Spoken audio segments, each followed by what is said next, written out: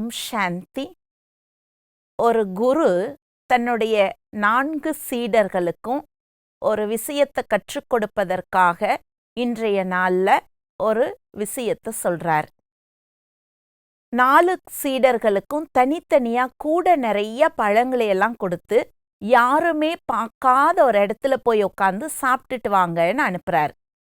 4 பேரும் போறாங்க. போயிட்டு நீண்ட நேரம் கழிச்சு முதல் சீடன் திரும்பி வரான்.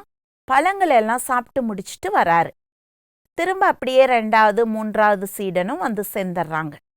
கடைசியா 4வது சீடன் மட்டும் வரவே இல்லை. இரவும் வந்துடுச்சு, அடுத்தது பகலும் வர ஆரம்பிச்சிடுது. அதுக்கப்புறம் அந்த சீடன் தான் கொண்டு போன பழங்களோட திரும்ப வராரு. குரு ஆச்சரியமா கேக்குறாரு, இவங்க 3 பேரும் கொண்டு போன பழங்களையெல்லாம் யாரும் பார்த்திராம சாப்பிட்டுட்டு வந்துட்டாங்க, நீ மட்டும் ஏன் சாப்பிடாம அப்படியே திரும்ப எடுத்துட்டு வந்திருக்கிற அப்படின்னு குரு கேட்பார். அதுக்கு அந்த சீடன் சொல்ற பதில் என்னவா இருந்ததுன்னா, குருவே, நானும் பல இடங்கள்ல போய் உட்காந்து பார்த்தேன். யாருமே நடமாடாத குகைக்குள்ளையெல்லாம் போய் உட்காந்து பார்த்தேன். ஆனா என்னை இறைவன் எந்த இடத்துக்கு போனாலும் பார்த்துக்கிட்டே இருக்கிறாரு. நீங்க சொன்னது என்ன? யாருமே பார்க்காத ஒரு இடத்துல உட்காந்து சாப்பிட்டுட்டு வரணும்னு சொன்னீங்க.